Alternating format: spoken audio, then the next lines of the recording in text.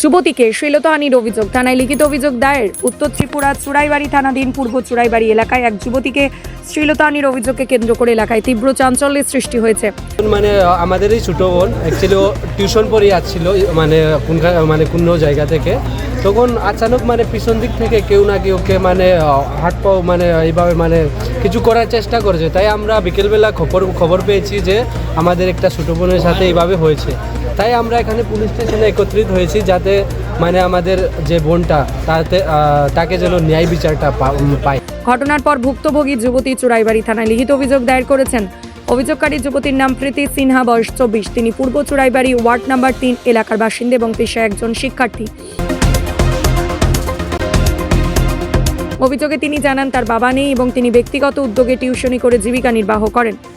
এ বিষয়ে চুড়াইবাড়ি থানার পুলিশ জানিয়েছে, অভিযোগের ভিত্তিতে মামলা রুজু করা হয়েছে এবং ঘটনার তদন্ত শুরু হয়েছে। অভিযুক্তকে গ্রেফতারের চেষ্টা চলছে।